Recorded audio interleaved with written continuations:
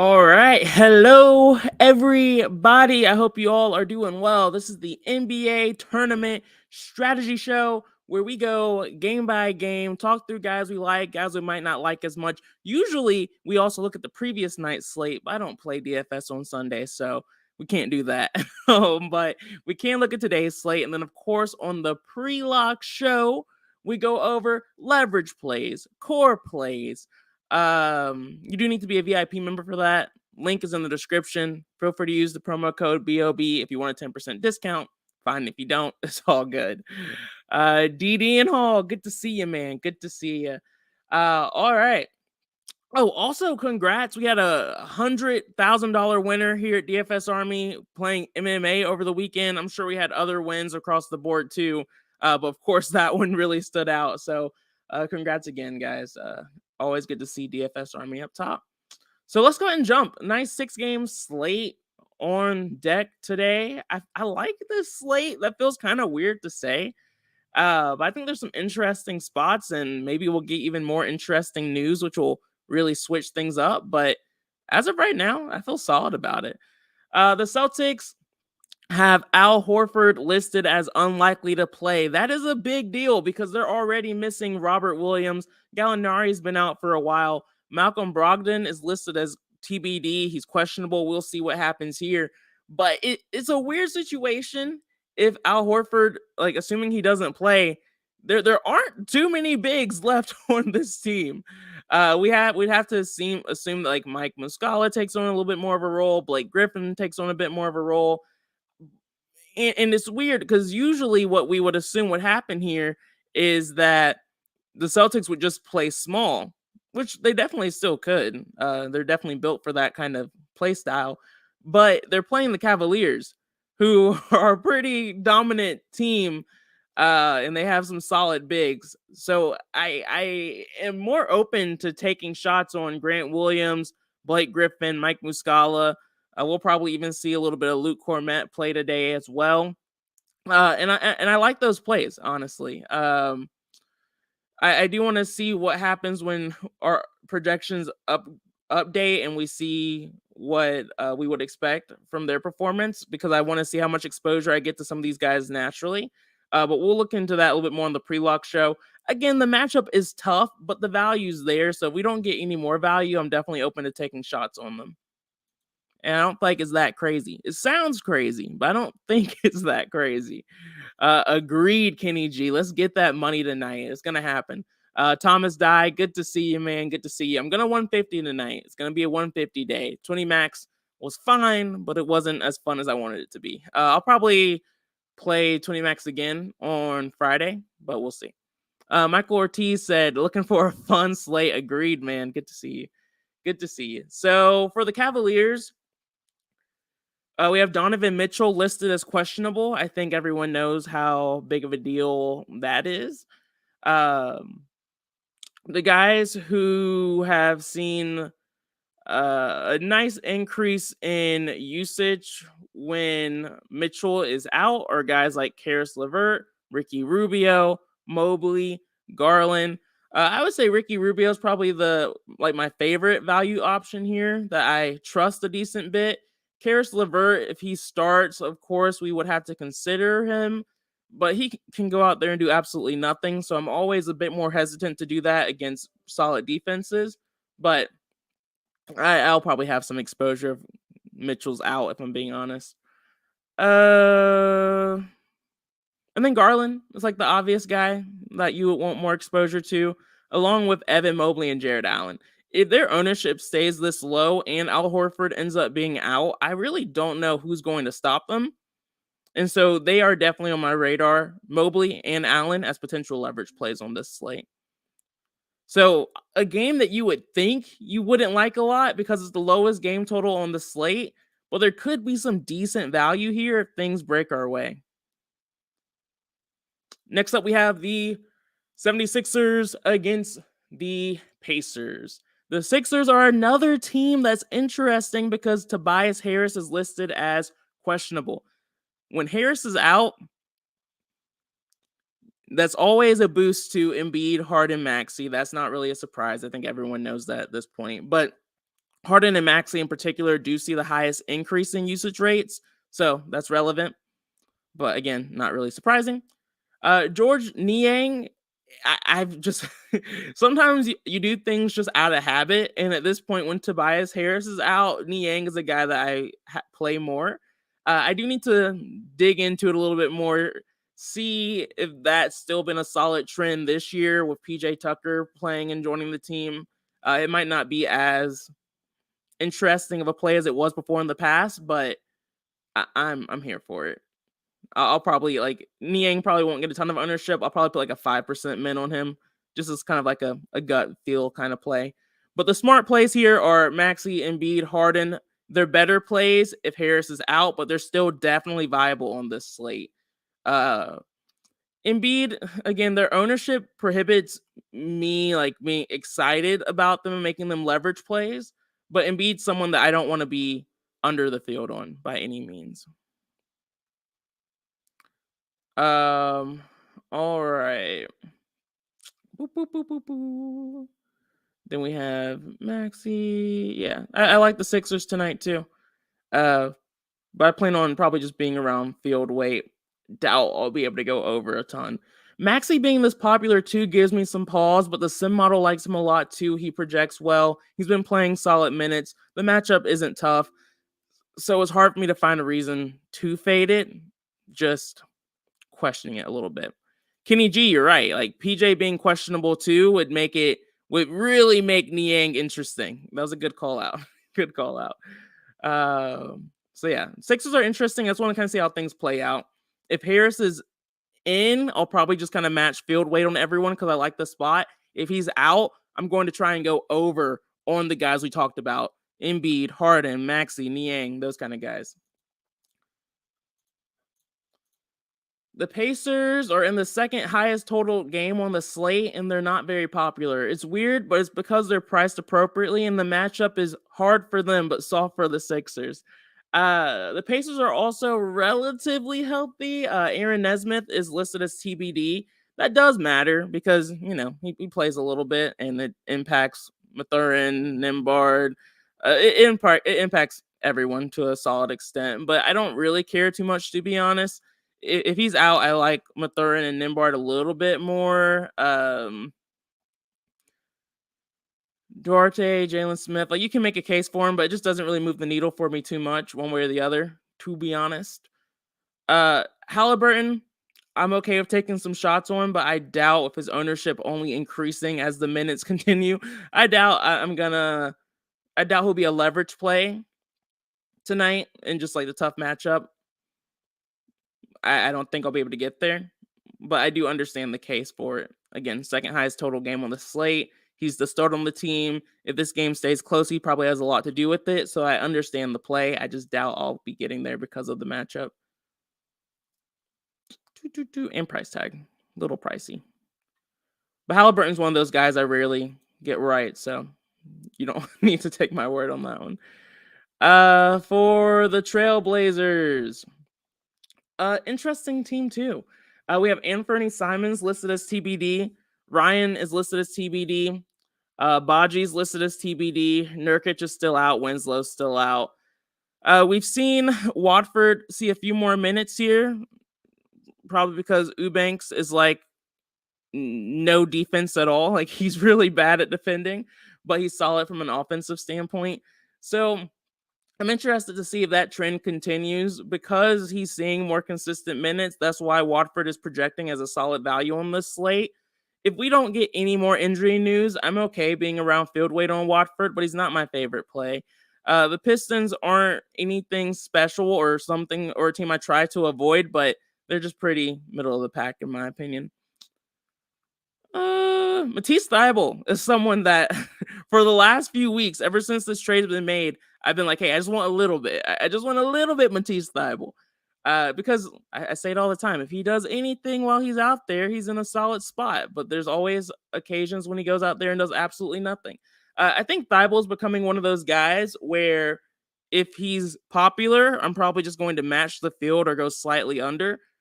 But when he's unpopular, I'll always make sure I get exposure. And tonight, we're hitting one of those occasions where Matisse Thybulle is looking like he's going to be pretty popular. So I like Thibault, but at this ownership, I think I can probably find some other plays I like more.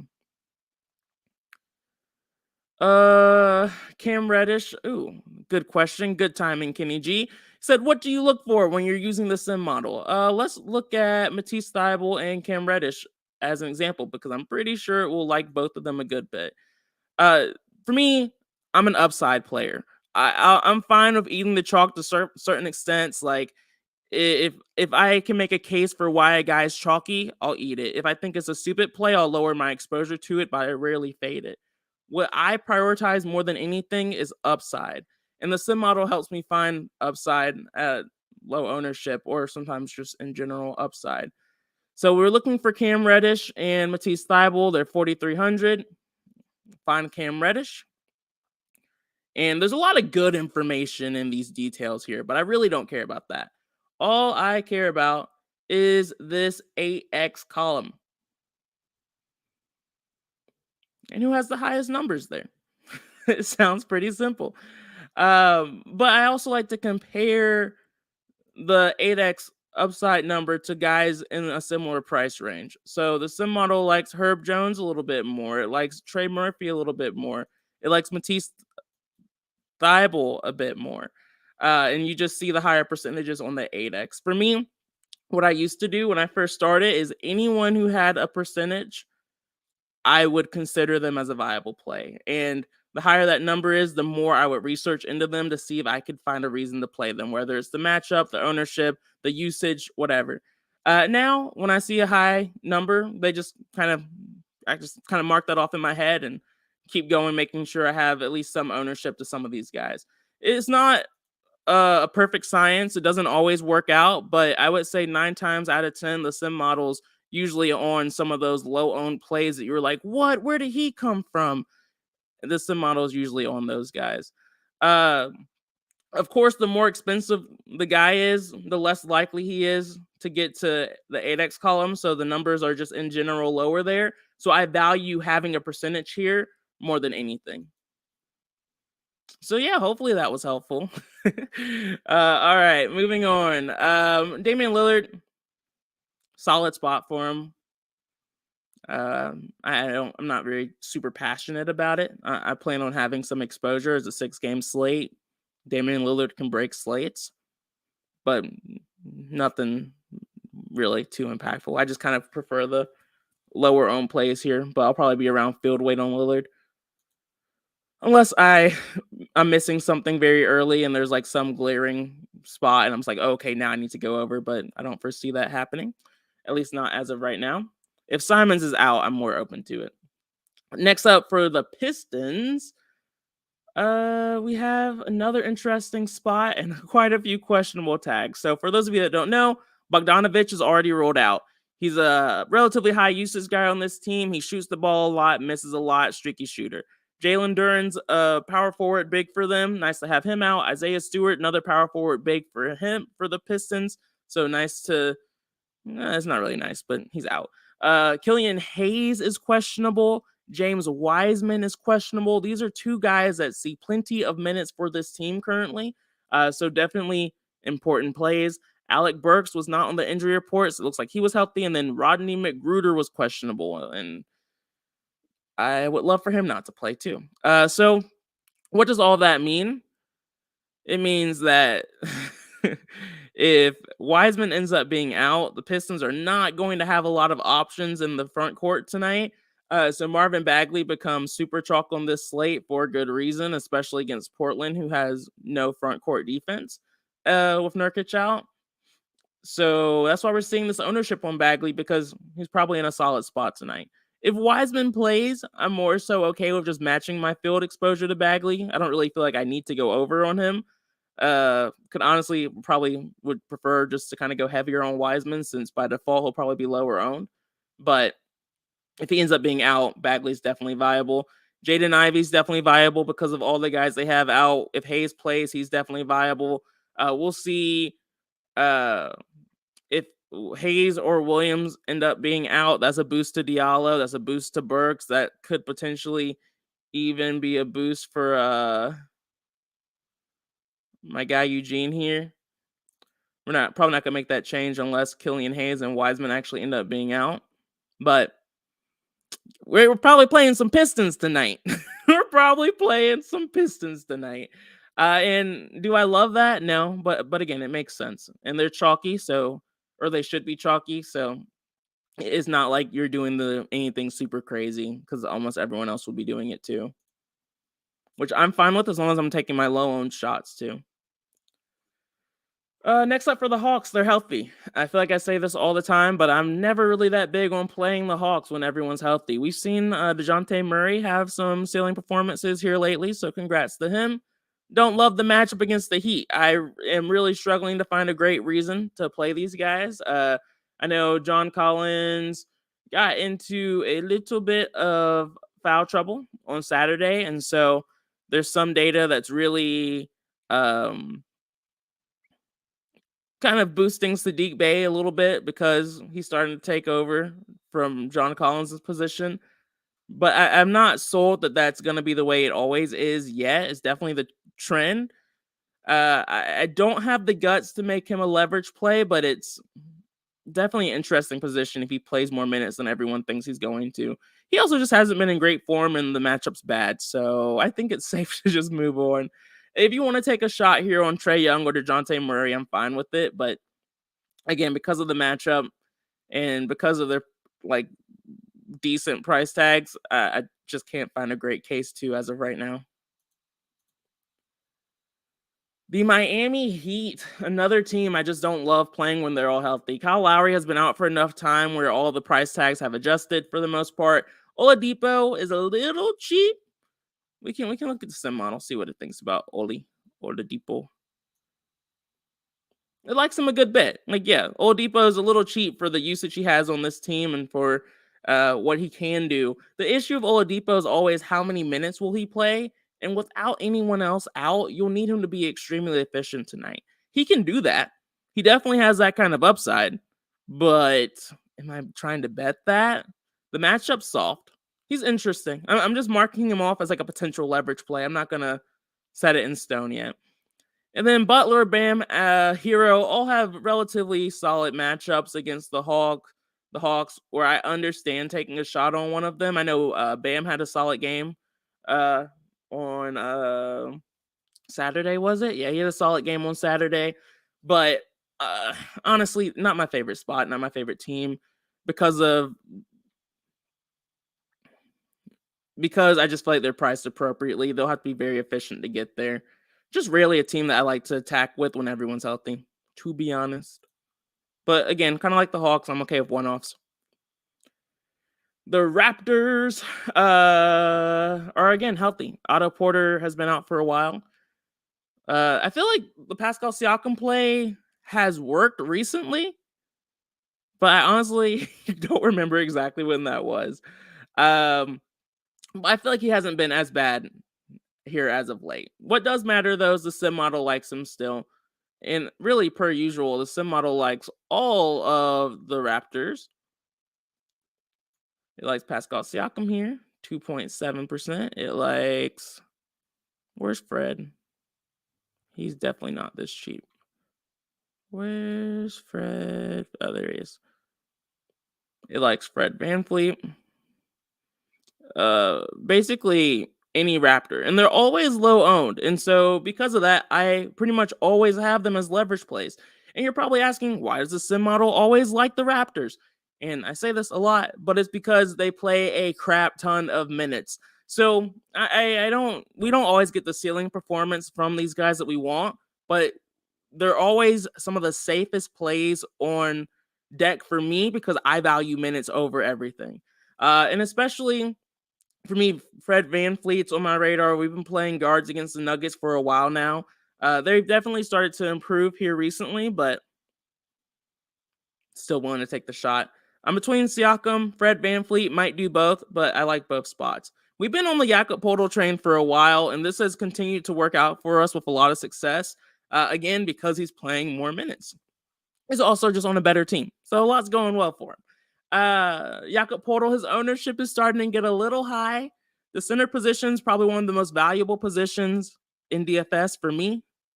So I want to say yes, he will be a leverage play, but there's a few reasons, like him going up against Jokic, um, the ownership kind of slowly rising, price tag slowly but surely going up, or three reasons why I'm kind of hesitating on it. But he's definitely on my radar, especially if his ownership continues to fall. The Nuggets are again pretty healthy. Thomas Bryant is listed as probable. Kanker is questionable, which is pretty important. He's been seeing some solid minutes as of late. Him being out more so than anything really just solidifies like Bruce Brown, KCP, Michael Porter, Aaron Gordon more than anything else for me. I mean, it's possible maybe Jeff Green slides in there, but not really where I'm trying to go. Long story short, I don't really care one way or the other. But if he's out, it makes me feel a little bit better about some of the plays that I do want to go over on. Uh, the matchup against the Raptors isn't something that you're excited about, but I do like their price tags. Aaron Gordon, Michael Porter Jr. are two guys that are on my radar as potential leverage plays. And just as a refresher, a leverage play for me is when I force the domination station to go at least double the field on a guy. So they're guys that I'm considering. Jamal Murray, I doubt I'll get to be honest, but I'm okay being around field weight, but not the guy that I really want to go over on, at least as of right now. And then Jokic at 14% ownership is always someone I'm willing to go over on at 30% and put like a 30% min on. But again, I just need to dig a little bit deeper to make sure I feel comfortable about it. But not a team that I'm afraid of by any means. Last game on the slate, we have the Pelicans against the Kings. The Pelicans, this game is interesting because once again, of the guys who are questionable. And the one that we have to consider the most is Giannis Valanciunas, Joe Val. He's listed as questionable. Josh Richardson's already been ruled out. Larry Nance has been out for a while. Jose Alvarado's been out for a while. Zion Williamson has been out for a while. It's interesting. The matchup against the Kings isn't the toughest thing in the world. Not something that I really feel like I have to actively work on avoiding. Let's see what the sim model thinks about Ingram and CJ. So for Ingram, 0.5 isn't bad. It does like Fred VanVleet more, but better than Garland unless Mitchell ends up being out. Worth the play, but doesn't really stand out too much. CJ McCollum always stands out in the sim model, so that's not surprising. CJ will more than likely be a leverage play for me again tonight unless something dramatic happens at the point guard position and I just need to take it off. Trey Murphy, Herb Jones, and Najee Marshall all project well. I trust Trey Murphy and Herb Jones more. Of course, they are much better plays if Joe Val ends up being out. Just from like a consistency standpoint, they see a solid boost with Josh Richardson being out from like a minutes perspective. I would just feel even better about it if Joe Val ended up being out. Along with the guys who I would like more, CJ McCollum and Brandon Ingram become better plays if Joe Val ends up being out. But assuming he plays, I prefer taking shots on Brandon Ingram and CJ McCollum. Trey Murphy and Herb Jones are solid value plays, but if we get better, I wouldn't be upset about it. But I do plan on having exposure to them.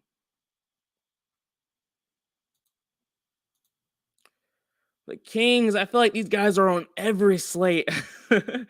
Also, Joel Embiid, not questionable for once. Surprising. We didn't talk about it, but I was kind of surprised, to be honest.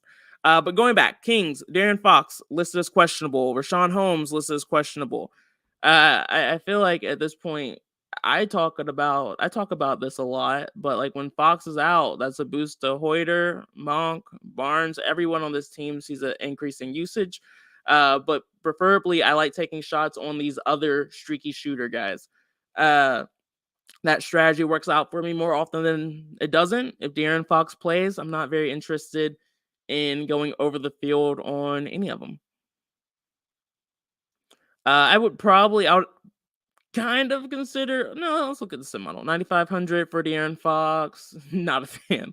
Sabonis. Not a fan. Okay, that doesn't mean that I won't do it. The sim model is just one tool out of many things I like to consider. But when I'm thinking about taking a leverage play on like a low owned guys, that's kind of the situation where I value the sim model over most things, unless it's just a really soft matchup. And in this case, it's none of the above. The Pelicans are not a soft matchup.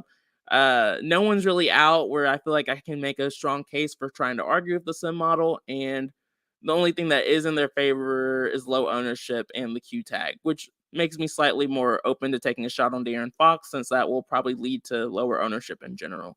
But I think the matchup, sim model, etc., will kind of lead me away from doing that. The only way that will happen is if the domination station just kind of puts him in some of my lines, which is fine. But yeah, that's the slate, guys. It's definitely an interesting one. Like I said, like I like the Sixers Pacers game. I like this Portland Pistons game. I like the Raptors Nuggets game, and then the rest I plan on just having some loose pieces from. Well, I guess I like the Pelicans, but the other 5 teams I just plan on having some like light exposure to, but probably nothing forced. Zolo said Fred VanVleet is my favorite GPP play tonight. All right, man. All right. I like the Raptors. I'm still deciding. Fred VanVleet or Siakam, maybe both. But I like it, man. I like the spot. We've been playing guards against the Nuggets all year. I mean, I think you're kind of helping me make a decision too. Dave said, hit the share, like, and subscribe button, please. Appreciate you, Dave. And you're right. Like, if y'all could hit the like and subscribe button, our channel's growing a lot because we've been doing a lot of good stuff in the prize pick space with my guy Sniper. But if you guys could like and subscribe, that helps this show get a little bit more exposure too, because we're definitely trying to grow as well. So appreciate all of your help. Hope you guys have a great day. If you guys can check out the pre-lock show at 5:30 p.m., that'll be awesome. If not, I'll see y'all tomorrow. Have a good one. Peace out, guys.